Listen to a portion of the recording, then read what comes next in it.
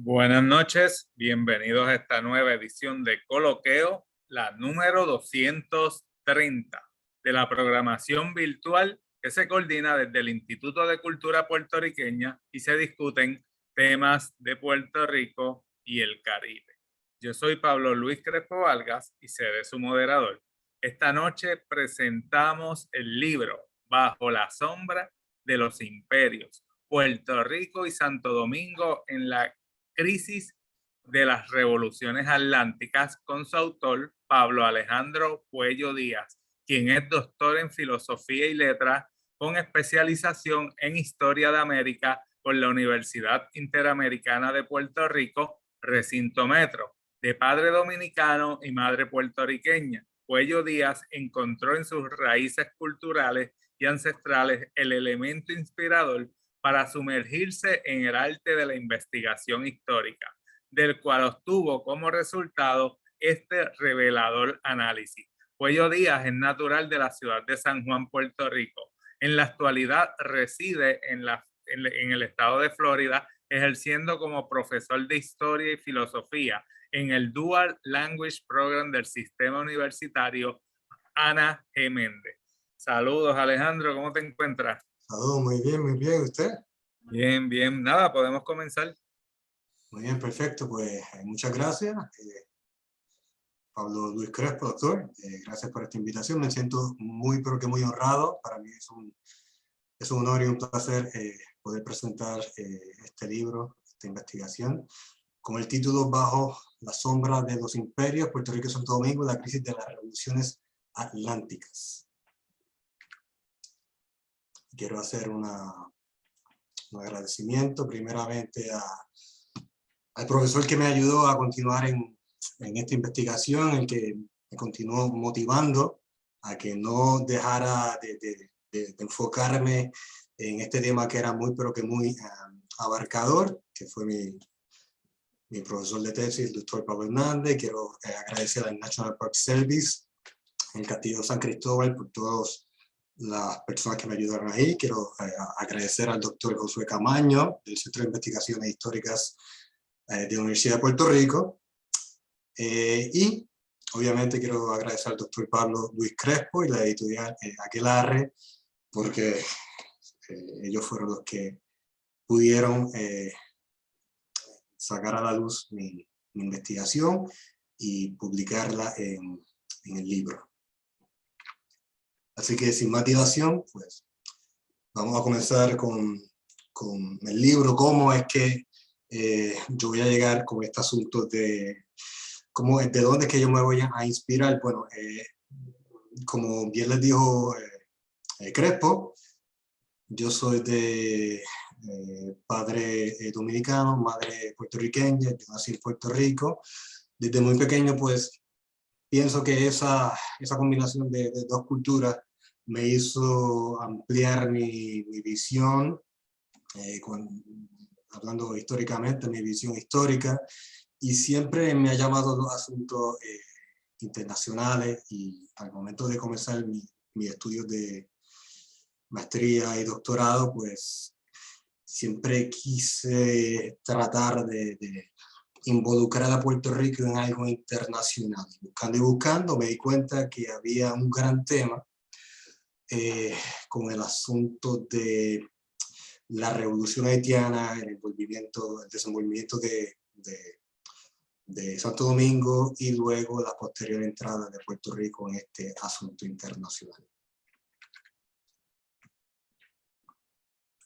Mi hipótesis, como bien les dije, viniendo de una familia compuesta por dos culturas, la puertorriqueña y la dominicana, mi análisis histórico y social estaría generalmente abierto a influencias externas. Sin embargo, al momento de querer investigar a Puerto Rico dentro de un marco de visión internacionalista, pude percibir que no son muchos los autores, como vemos aquí Arturo Morales Carrión, los cuales se encargarían de estudiar a Puerto Rico bajo este aspecto.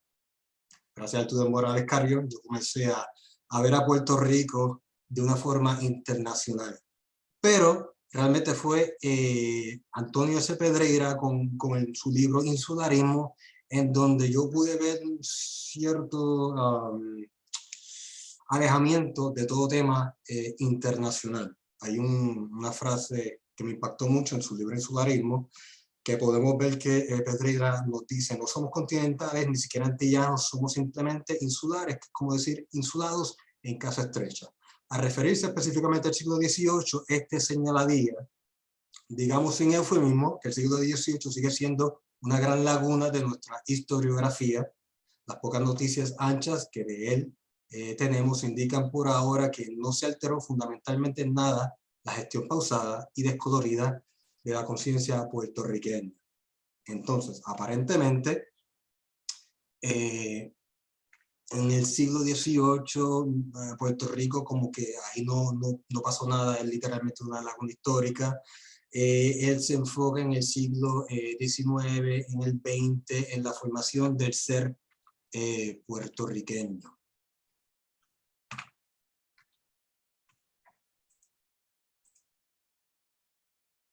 Es de saber que el propio Pedreira expondría en su insularismo una cierta tendencia historiográfica de alejar todo vínculo extranjero, realzando de esta manera una individualidad isleña.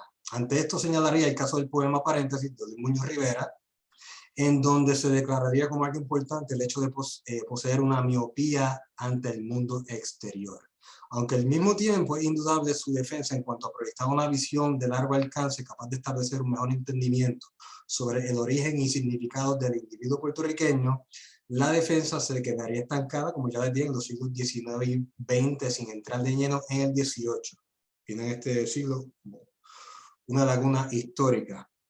Por lo tanto, mis preguntas comenzaron a surgir. ¿Mantendría Puerto Rico realmente una situación de completo aislamiento como lo presentado por Pedreira, específicamente durante el siglo XVIII? Ahí es que, con esa pregunta es que partimos con el análisis. ¿Ok? Y es muy importante ver que en el análisis se pone a un lado este análisis de tratar de buscar aquello que sea puramente nacionalista puertorriqueño, tal como lo quiere señalar Pedreira. ¿Okay? Partiendo de la cierta alienación historiográfica respecto a los lazos históricos y culturales entre Puerto Rico y Santo Domingo, la investigación tiene como propósito estudiar y realzar la interacción que existió específicamente entre ambas colonias, entre ambas capitanías generales. Es pues que al tener un panorama puertorriqueño en donde lo civil pasa a un segundo plano, interponiéndose ante una perspectiva gubernamental y militar, la esencia de una isla española será de mayor apreciación. Por tales razones, la isla en su aspecto político-militar comenzaría una nueva etapa de intensa interacción con el mundo exterior. Por lo tanto, si dejamos este enfoque de que es puramente puertorriqueño y nos enfocamos en el asunto gubernamental, en lo militar durante el siglo XVIII, vamos a ver que sí, ciertamente hay puertorriqueños involucrados en la política, en la milicia. Y si nos dejamos llevar por estas personas, vamos a ver que realmente había una interacción con el mundo exterior. Si hablamos de la famosa figura del jíbaro, la cual estaba en el centro de la isla, podemos ver que tal vez ese personaje no estaba realmente conectado con el mundo exterior. Pero si nos vamos a un asunto político-militar, vamos a ver que Puerto Rico sí estaba envuelto en situaciones internacionales, específicamente con la colonia de Santo Domingo.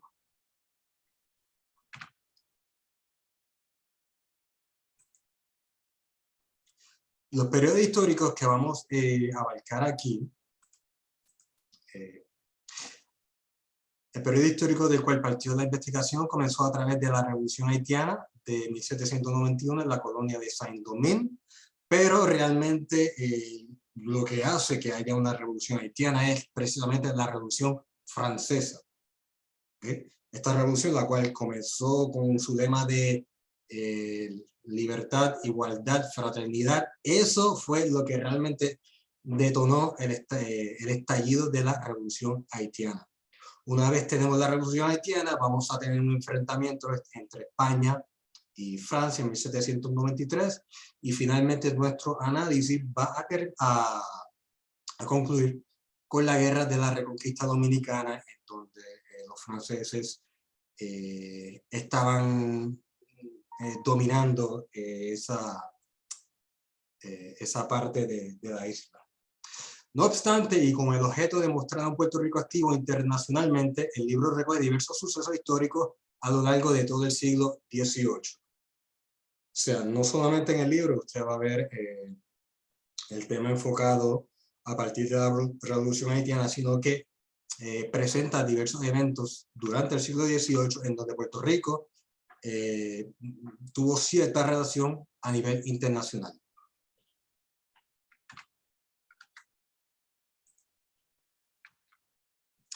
Nuestras fuentes primarias estuvieron basadas en los Archivos Generales de Simancas, Archivo General de la Marina Álvaro Bazán. Ambos archivos van a ser prácticamente el brazo derecho de la investigación. Archivo General Militar de Madrid, Archivo Histórico Nacional de Madrid. Todo esto va a ser fundamental a la hora de desarrollar nuestro análisis. Obviamente vamos a contar con una gran cantidad de fuentes secundarias. Carlos Fernando Chardón, Isabelino Martínez Rebolo, Manuel Zapatero, todos estos nos van a presentar la manera en cómo surge el Regimiento de Infantería Fijo de Puerto Rico, el mismo que va a tener un protagonismo a través de su coronel Joaquín Sasso en la defensa en la frontera dominico-haitiana. En cuanto a la involucración de Puerto Rico en la vecina colonia de Santo Domingo, bueno, José Gabriel García, Antonio de Monte Tejada, Emilio Rodríguez de Morici, entre otros, y así sucesivamente. Esto realmente fue una investigación de muchos años. No solamente conté con los archivos como fuentes primarias, sino que también un sinnúmero de fuentes secundarias de libros me ayudaron bastante en la investigación. Bueno, entonces pasando de lleno al tema, con una Europa que abría el nuevo siglo XVIII con una serie de eventos bélicos, siendo el primero de ellos la denominada Guerra de la Sucesión Española, las secuelas de las diversas guerras comenzarían a sentirse en zonas tan remotas como la región caribeña, aunque lejana, comenzaba a representar un foco de atención para las potencias enemigas de España, deseosas de formar parte de las oportunidades económicas que representaba el Nuevo Mundo. Entonces, tenemos un siglo XVIII que, según Pedreira, era una laguna histórica.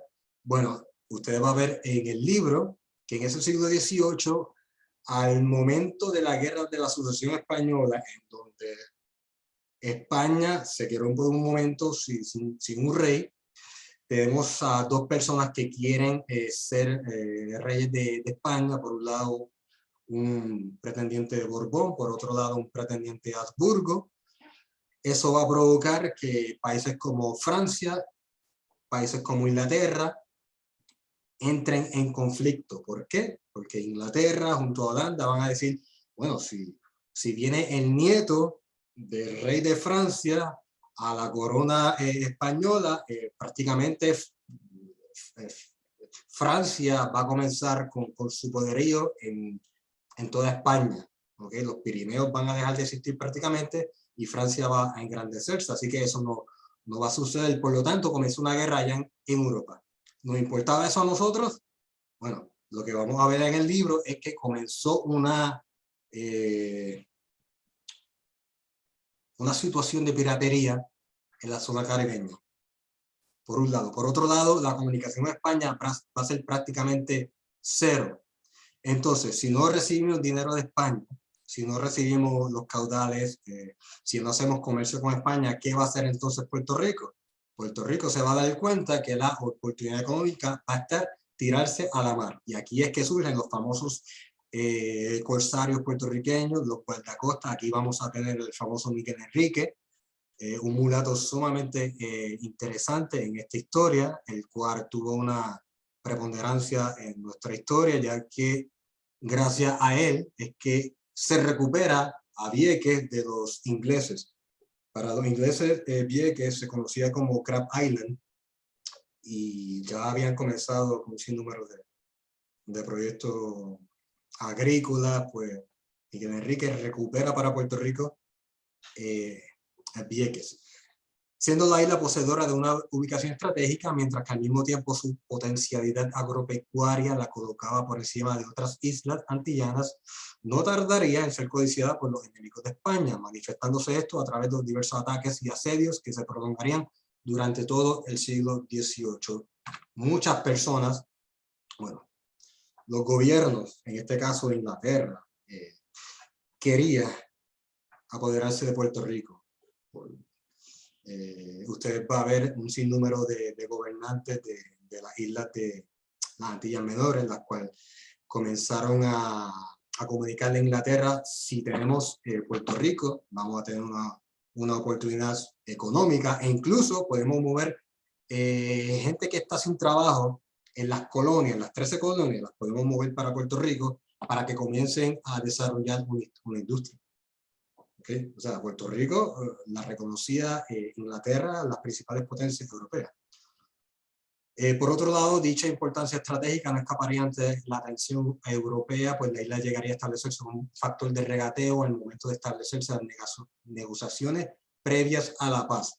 Es muy interesante que al momento de culminar esta guerra de la sucesión española, Puerto Rico se presentó en la mesa de negociación, y España siempre firme dijo: Puerto Rico no me da toques, no se negocia con Puerto Rico. Podemos negociar con cualquier cosa, pero no con Puerto Rico. Así que aquí podemos ver nuevamente la importancia que tenía Puerto Rico. Al producirse los diversos conflictos bélicos entre España e Inglaterra, la sociedad isleña vería una oportunidad económica, pues una curiosidad por la actividad naval comenzaría a surgir, y es como ya dije anteriormente, otra actividad de corsario y guardacosta comienza a surgir en la isla. Así que la isla comenzaría con una actividad de piratería enorme. De hecho, en el libro ustedes pueden ver una nota muy interesante que hace un gobernador de las colonias inglesas. Usted lo puede ver en la página 40.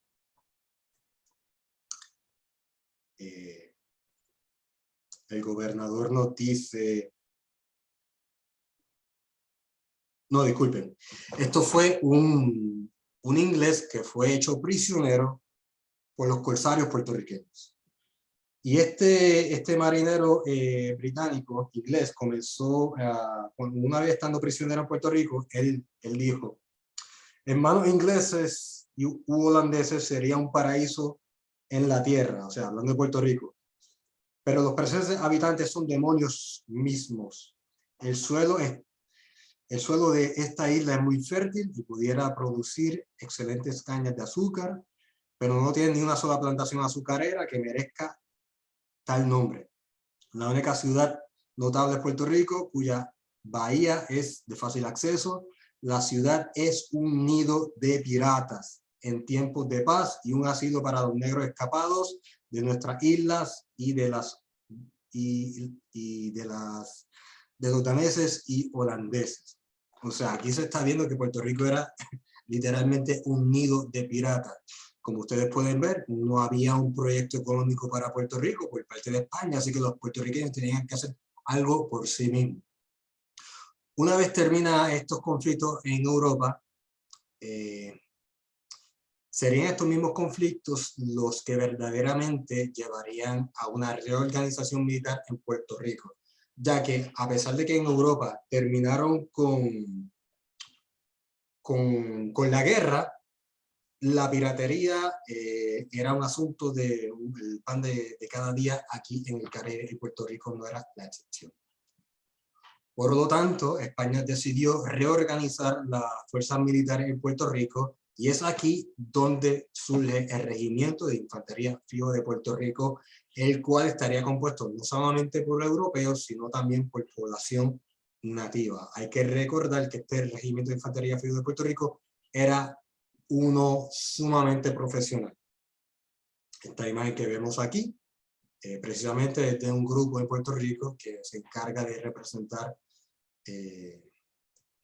los uniformes, la manera en cómo estas personas practicaban el asunto militar en Puerto Rico.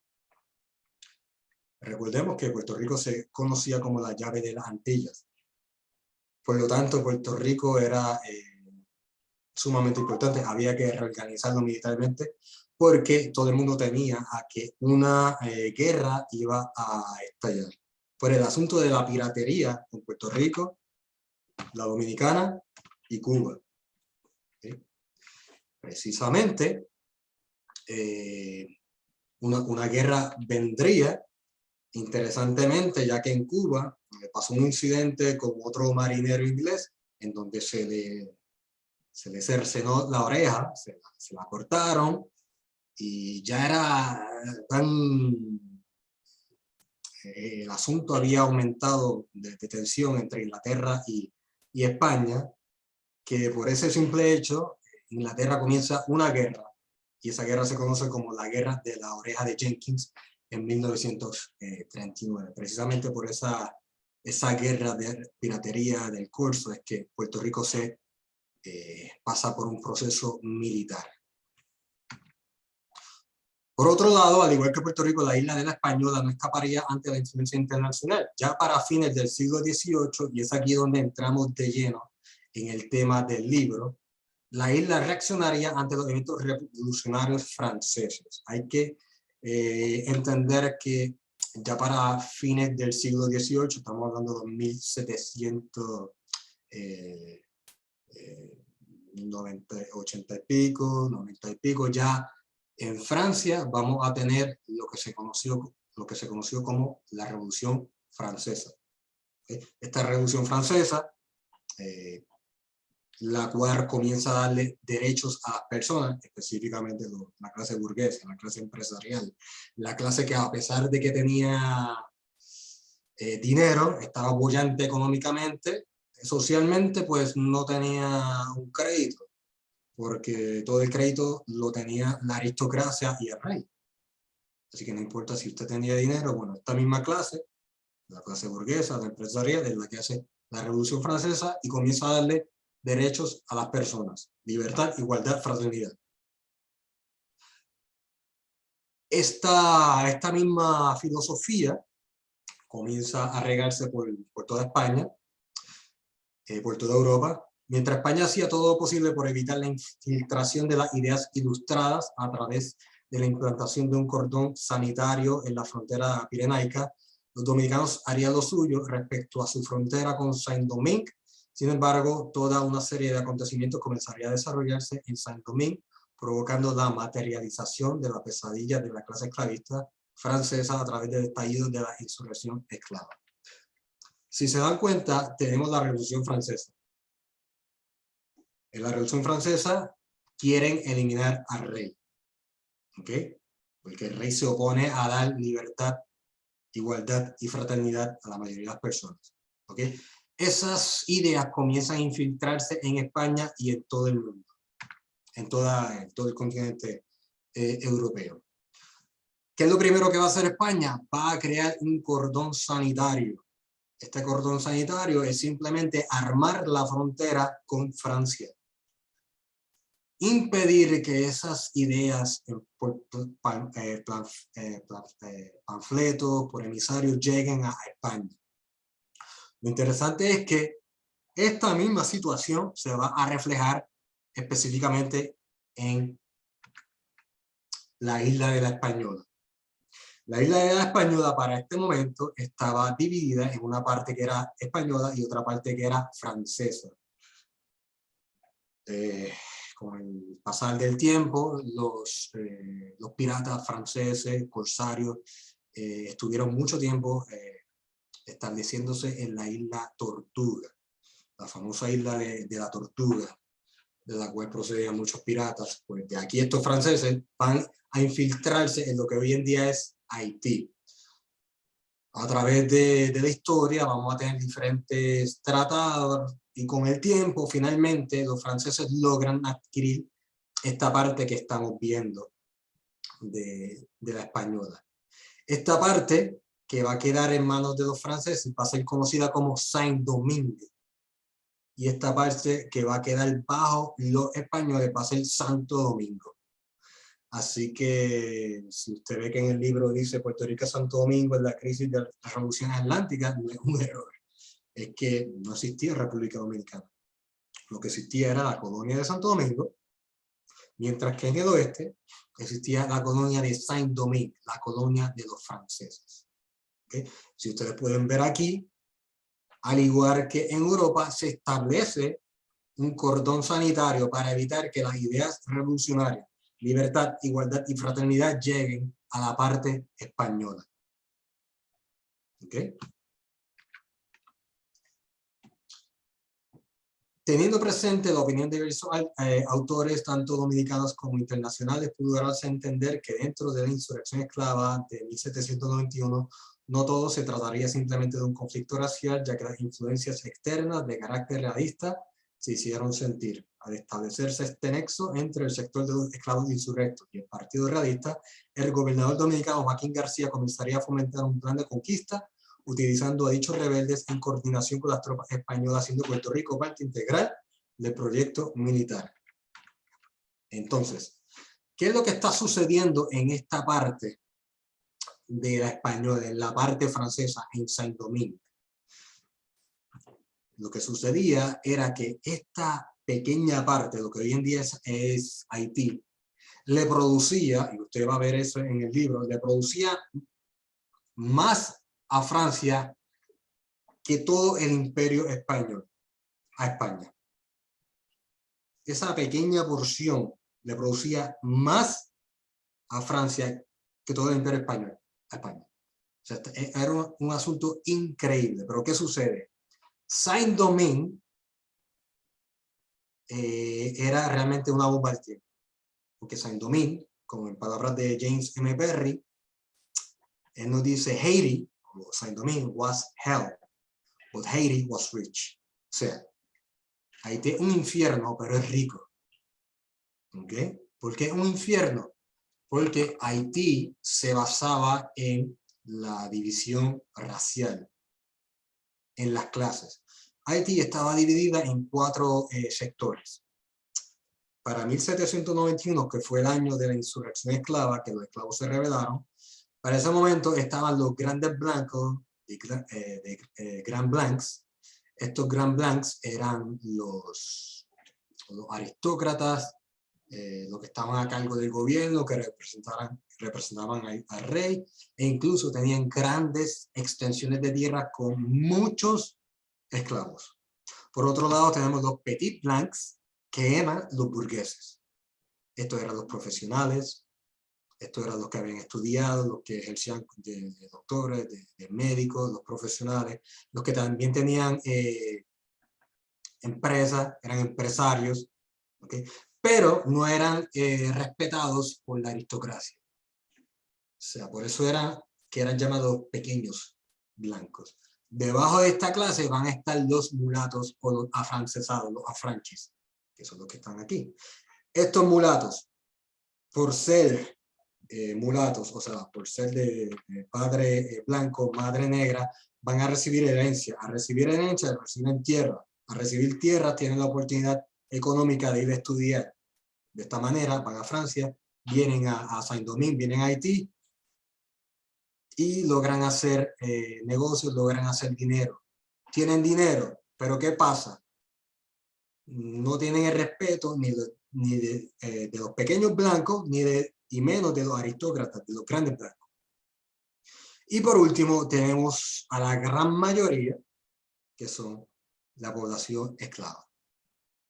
Así que si ustedes están viendo aquí, había un odio. Los mulatos querían imitar a los blancos, no querían nada que ver con los negros.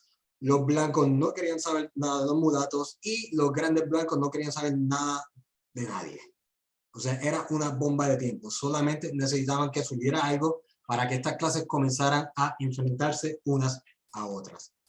¿Y qué fue el detonante para que todo el mundo, para que todas estas personas comenzaran a literalmente a matarse entre ellos? Libertad, igualdad y fraternidad. La Revolución Francesa. Ahora bien, una vez que comienza la Revolución Francesa, como yo les presento aquí, es que Puerto Rico, es que vamos a ver la representación de Puerto Rico, cómo es que Puerto Rico se va a envolver en todo este asunto. ¿Ok? Muchas personas tienden a pensar que la revolución haitiana o la insurrección de los esclavos fue simplemente un montón de esclavos que comenzaron a matar a todos los blancos que habían en Haití y así surgió Haití. Pero no es así de sencillo. ¿Ok? Para nada es así de sencillo. ¿Por qué?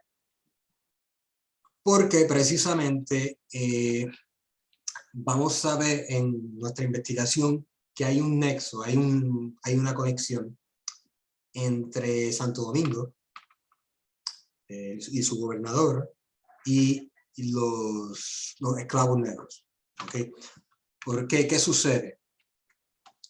Los grandes blancos, la aristocracia, se da cuenta de que Francia está en una revolución. Francia le quiere dar poderes a los pequeños blancos y a los mulatos e incluso a los negros, porque todos nacen y permanecen iguales ante la ley. Esto no le gusta a la aristocracia. ¿Okay? Por lo tanto, de Francia van a comenzar a llegar emisarios trayendo las nuevas las noticias sobre la otorgación de libertades para los mulatos. Ahora los mulatos son iguales a los blancos. Esto obviamente no le gustó a la aristocracia y lo que vamos a ver precisamente en el libro es que justamente meses después que Francia republicana, recuerden que tenemos a una Francia con un rey que está prácticamente preso y una revolución francesa que ya estalló, ¿okay? Que está loca por cortarle la cabeza al rey, vamos a ver que estos aristócratas que están aquí en Saint-Domingue, vamos a ver cómo a través de ellos van a instigar en un principio a los esclavos a una insurrección. ¿Ok? ¿Para qué? Para eliminar el poder de los mulatos, para eliminar el poder de los pequeños blancos de la burguesía mulata. ¿Ok? Pero ¿qué sucede? Al momento de la insurrección esclava, todo se vuelve un caos, los esclavos aprovechan, hay libertad, vamos a destruir, vamos a hacer de todo. Aquí se acabó la esclavitud. ¿Ok? Y es precisamente en estos momentos que el gobernador de la parte española, ¿okay? Joaquín García, él ve la oportunidad perfecta, ¿para qué? Para recuperar la antigua parte que le pertenecía. ¿Y qué sucede? Que en vez de ayudar a su homólogo en ese momento Blanquelande, el gobernador de la parte francesa, el cual le está pidiendo ayuda, le está diciendo, tú y yo somos aristócratas, tenemos reyes, hay que ayudarnos, hay que acabar con los revolucionarios, ¿ok? Ayúdame. ¿Qué hace el gobernador de Dominicana? No lo ayuda. Pero lo que vamos a ver en el libro es que sí va a comenzar a armar a los propios esclavos. ¿Ok? Y por este asunto de ambición, de ahora es que voy a recuperar a mi antigua parte, pues voy a utilizar a los esclavos. En un momento va a ser de forma secreta, lo vamos a ver, pero no es hasta que finalmente ejecutan, le quitan la cabeza literalmente al rey de Francia, que entonces se declara la guerra. Una vez se declara la guerra entre España y Francia, entonces es que se va a ver al gobernador dominicano junto a los esclavos rebanados de la parte francesa, entrando a apoderarse de Saint-Domingue, lo que hoy en día es Haití. ¿Okay? Y muy interesante es que ya para el 30 de mayo de 1791, meses antes de la insurrección esclava, ya el gobernador de Puerto Rico, no quiero entrar ahora en detalle a los nombres que eran, porque es prácticamente un siglo el cual yo investigo, y obviamente los gobernadores vienen y van. Pero el gobernador, en este caso Miguel Ustari, el 30 de mayo de 1791 decide a enviar un regimiento, el regimiento de Cantabria, que está en Puerto Rico, para comenzar a defender a la frontera con Haití. Pero luego que pasa la insurrección, vamos a ver que el 26 de diciembre de 1792, recuerden que la insurrección fue para 1791, entre agosto y septiembre, ya para el 26 de diciembre, el gobernador envía a 500 plazas del regimiento de infantería fijo de Puerto Rico, las cuales llegarían aquí, a este hermoso lugar, a Montecristi. ¿Por qué Montecristi? Porque si se dan cuenta, Montecristi, tenemos a Montecristi aquí y aquí está Dajabón. El cordón sanitario, para evitar la infiltración francesa, comenzaría en Dajabón y terminaría en Las Caobas. Aquí en Dajabón llegaría el regimiento de infantería fijo, comandado por el coronel Sasso, y Sasso estaría dirigiendo la zona norte de la frontera. O sea, tenemos a un coronel del regimiento de infantería fijo en Santo Domingo, en la frontera, dirigiéndola.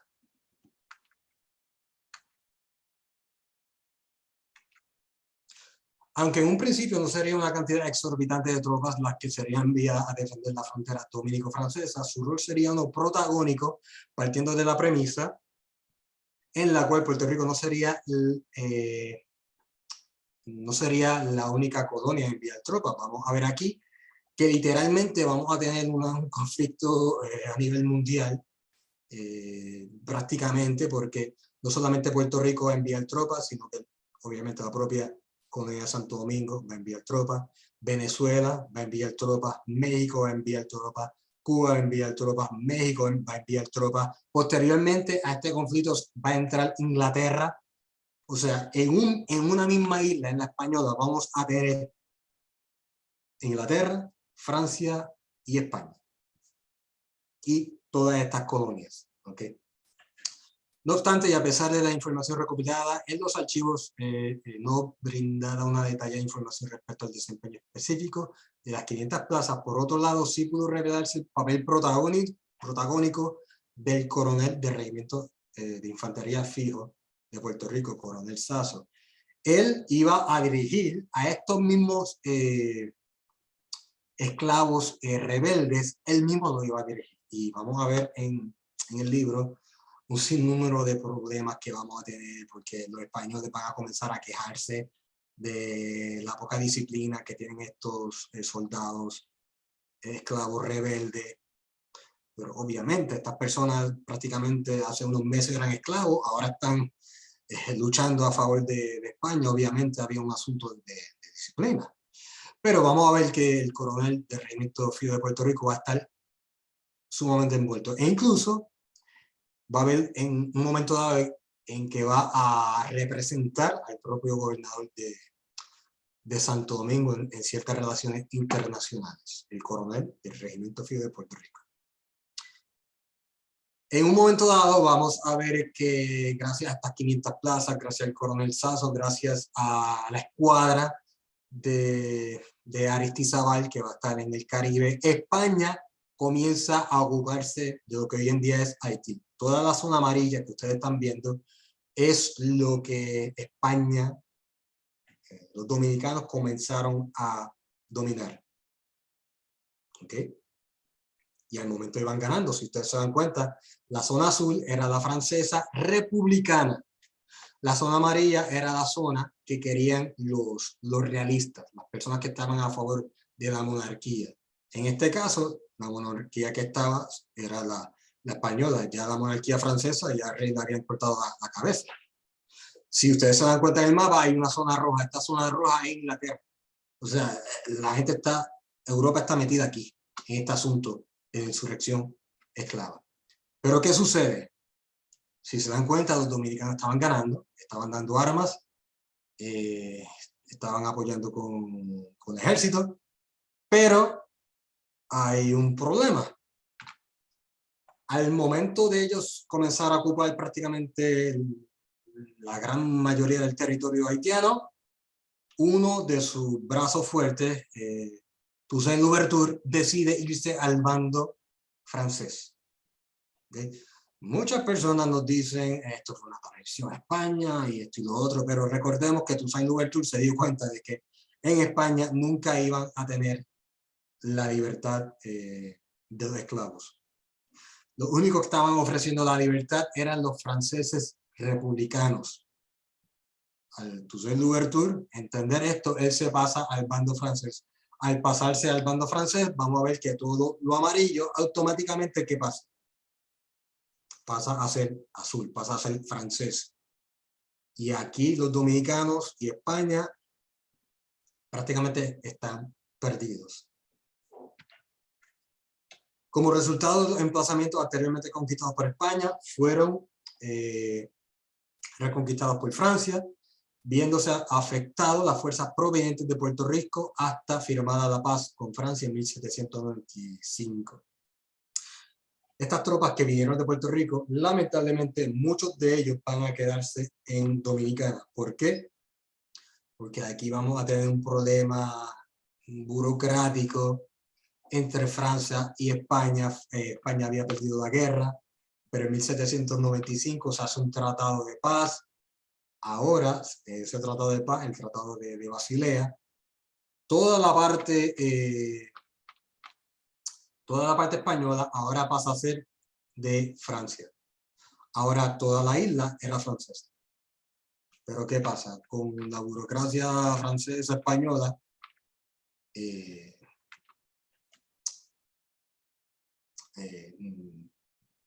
esto no se realizaba. Y pasó el 95, pasó el 96, pasó el 97 y todavía la parte española no pasaba a la francesa. Y no fue hasta el 1801 en que Toussaint Louverture decide invadir Santo Domingo. ¿Por qué? Porque él estaba diciendo que los dominicanos están tomando población negra y la están llevando a Santo Domingo como esclavos. ¿Okay? Pero posteriormente, para este tiempo ya tenemos el asunto de Napoleón Bonaparte. En Francia, la Revolución Francesa se vuelve completamente un caos. Viene el orden con Napoleón. Napoleón, el cual tenía unas ideas diversas a la Revolución Francesa, él quería convertir nuevamente a lo que hoy día es Haití en lo que anteriormente era un emporio esclavista,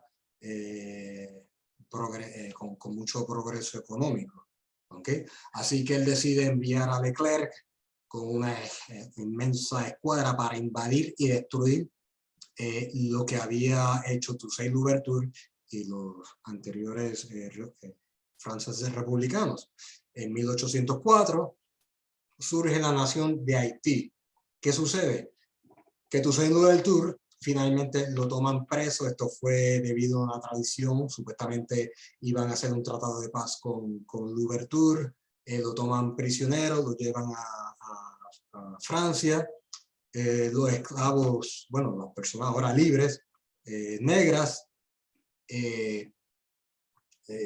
gracias a que llegan unos esclavos de otras islas y le dicen la verdad de que los franceses realmente iban a colocar nuevamente la esclavitud en Saint-Domingue, en lo que hoy en día en Haití, es que entonces estos esclavos, junto a los mulatos, se rebelan contra las fuerzas de Leclerc y se independizan de Francia. Y aquí es que surge la nación de Haití, en donde los negros junto a los mulatos se unen y finalmente se deshacen de los franceses por ahora. En 1805, la incomunicación entre Puerto Rico y España llega a su punto más crítico como resultado de la batalla de Trafalgar. Esta batalla de Trafalgar va a ser sumamente importante para entender el asunto de Puerto Rico. ¿Okay? Puerto Rico no tenía comunicación, la comunicación era nula, ¿no? Puerto Rico no hablaba con España. ¿Okay? ¿Por qué? Porque la escuadra franco-española fue prácticamente aniquilada por los ingleses en 1805 en la batalla de Trafalgar. ¿Okay? Lo interesante de esto es que a pesar de que había un tratado de paz entre España y Francia, Napoleón disuelve todo esto. Napoleón decide invadir a España y automáticamente España se hace enemiga de Francia.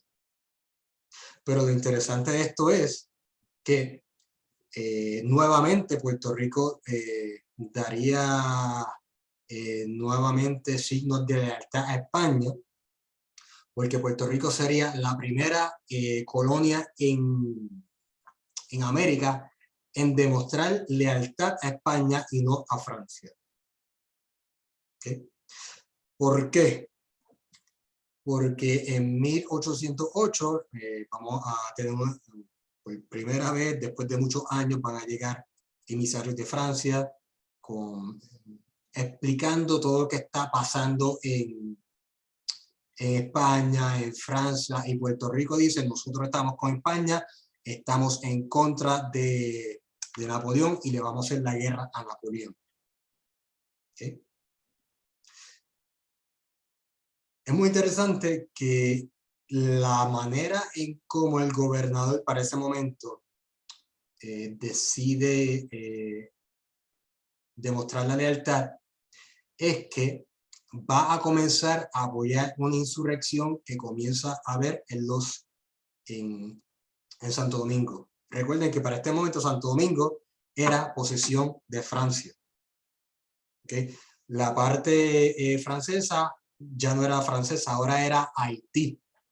O sea, tenemos Haití por un lado y lo que antes era español ahora es francés. Pero ¿qué sucede? Todas las personas que están ahí en Santo Domingo se sentían traicionadas por España. ¿Okay?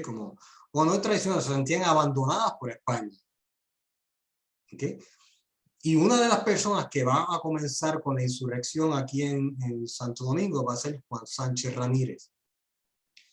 En un momento dado, él va a emigrar a Puerto Rico por el asunto de la revolución haitiana, pero él va a regresar nuevamente a Santo Domingo. Él le va a pedir ayuda a Puerto Rico y ustedes van a ver cómo en el libro el gobernador de Puerto Rico va a comenzar a apoyar esta insurrección, va a brindar armas, va a brindar personas, pero sobre todo va a enviar unos ciertos emisarios como Cristóbal Huber y Félix Sánchez, que va a comenzar el movimiento insurreccional en el sur de Santo Domingo. Por otro lado, vamos a ver cómo la Gaceta de Puerto Rico va a comenzar a promover esta insurrección de estos dominicanos en contra del gobierno francés para volver a ser una colonia de España. Y es muy interesante cómo el libro presenta la comunicación entre la Gaceta, los puertorriqueños, cómo incluso el propio Alejo Arizmendi se refiere a los dominicanos, ellos son nuestros hermanos, son españoles, hay que ayudarlos, y comienza un patriotismo enorme entre los puertorriqueños, se sienten sumamente españoles, ¿ok? Y siendo puertorriqueños, viven en Puerto Rico, pero son españoles. Hay que ayudar a nuestros hermanos que están en Santo Domingo.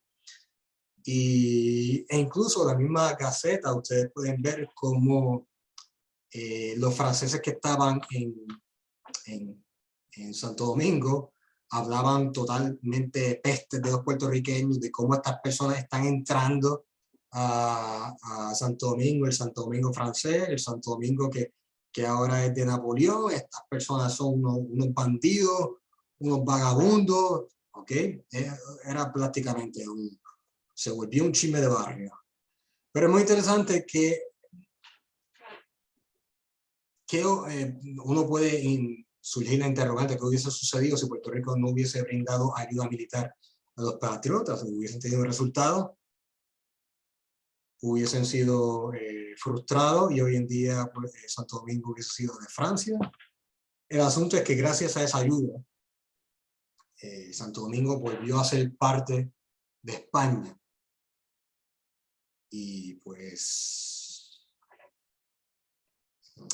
el fin de todo esto es que las relaciones obviamente entre Puerto Rico y Santo Domingo continuaron.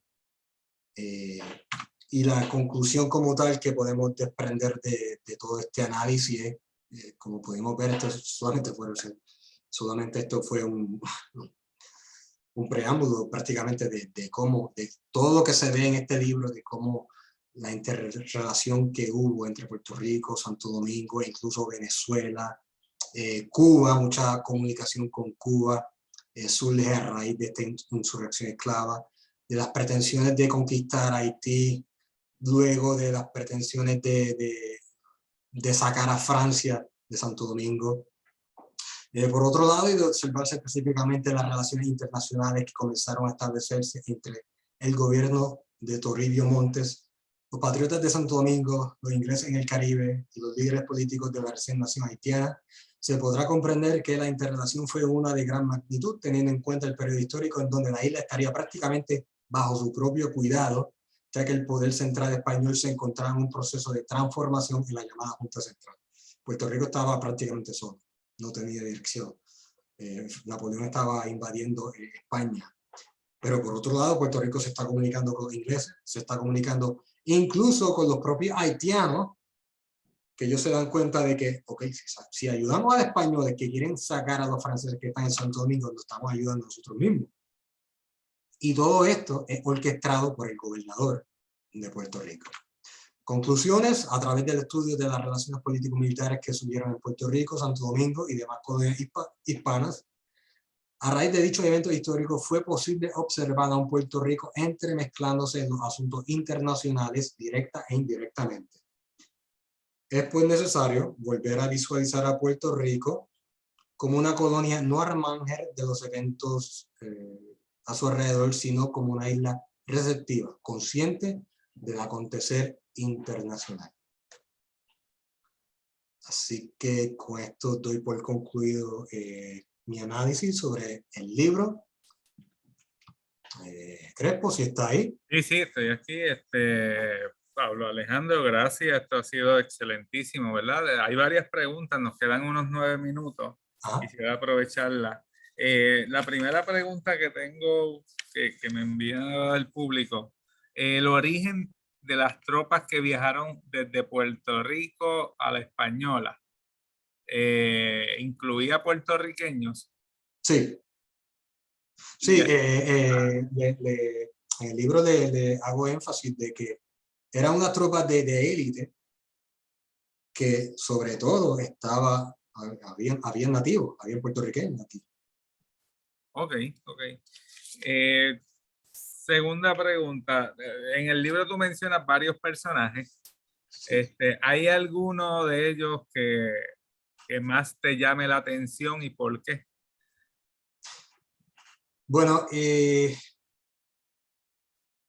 Toussaint Louverture obviamente me llama la atención porque es un personaje que es una persona que adelantada a sus tiempos, era una persona que en un tiempo dado era esclavo, en un mismo tiempo también era un autodidacta. Por ser autodidacta, organiza a estos esclavos rebeldes y buscando la libertad universal para todos los esclavos, se une a los republicanos franceses y derrota al imperio británico, al imperio español, al imperio francés. Es totalmente una figura interesante y sobre todo también me llama la atención el asunto del gobernador dominicano, que precisamente por la ambición, por el asunto de querer retomar lo que anteriormente era suyo, comienza a armar a los esclavos, siendo ellos mismos esclavistas, comienza a armar a los esclavos para tratar de recuperar lo que anteriormente era de ellos, pero finalmente pues todo se vino al revés. Así que esas dos figuras siempre me llamaron mucha atención en mi investigación. Excelente. Me están pidiendo si puedes reaccionar a las acciones o a lo que hicieron, ¿ves? Ramón Powell y Toribio Montes. Ramón Powell criollo, Toribio Montes fue gobernador de la isla 1804-1808. Ramón Powell, sí, lo menciono en la isla, tenía una relación con el asunto naval. Sin embargo, me concentro mucho más en Toribio Montes, en el regimiento fijo, Toribio Montes con el asunto de la comunicación con Santo Domingo. Ustedes van a ver. ¿Por qué? Porque precisamente la información que encontré fue mucho más concentrada en el asunto de Toribio Montes, en cómo ayudar a los dominicanos. Recuerden que esto es en base a lo que yo tenía en la mano y realmente fue mucha la información que encontré con relación, fue mucho más la que encontré con relación al gobernador Toribio Montes, mucho más que la que encontré con Power. Ok, súper, súper. Última pregunta, ¿qué tan fácil o complejo fue el poder estudiar las fuentes primarias de esta investigación? Bueno, primeramente, complejo a raíz de, vamos a hablar de lo estético, complejo porque con relación al archivo, a los archivos españoles, pues la letra era sumamente muy difícil. Sí, la paleografía. Sí, y realmente yo estoy usando espejuelos precisamente hoy en día por esa letra que prácticamente me dejó ciego. Sin embargo, gracias al portal Pares, que tiene acceso a un sinnúmero de archivos, tuve acceso y con el tiempo logré adaptarme a que era a descifrar esta letra de estas personas de la antigüedad. Obviamente, y un consejo para los estudiantes de historia, obviamente, al momento de comenzar a leer estos archivos, obviamente uno tiene que estar empapado de la historia y así es que uno puede hacer la conexión. Con el asunto del archivo de Puerto Rico, el Archivo General de Puerto Rico, y un consejo humilde consejo, es que cuando me entregaban ciertos documentos, muchos de ellos prácticamente estaban casi por deshacerse. Y yo creo que muchos de esos documentos hay que fotocopiarlos o posarlos digital, porque realmente es una joya lo que hay en ese archivo, pero sí hay que tener mucho cuidado. De hecho, esos archivos españoles, si usted va hoy en día a España, usted no tiene acceso directo al archivo. Usted se sienta frente a una computadora y usted ve los archivos digitales. De hecho, en el Archivo General, hace unos meses se está trabajando la digitalización de los archivos. Es uno de los proyectos que se ha encaminado estos últimos años y que va a continuar. Saludos a Isla Ayala, la archivera general, que está trabajando y está haciendo realidad eso que acabas de mencionar, la digitalización de los documentos. También quiero mencionar que los archivos de Santo Domingo también se estuvieron digitalizando recientemente en un proyecto que hubo entre la República Dominicana y los archivos de Pares, y hubo un proceso de digitalización y eso se está trabajando. No sé si se pueden accesar en este momento, tengo que verificarlo, pero sé que ese proceso se estuvo dando. Nada, Alejandro, gracias por estar con nosotros. Esta ha sido una excelentísima charla. Gracias a ustedes.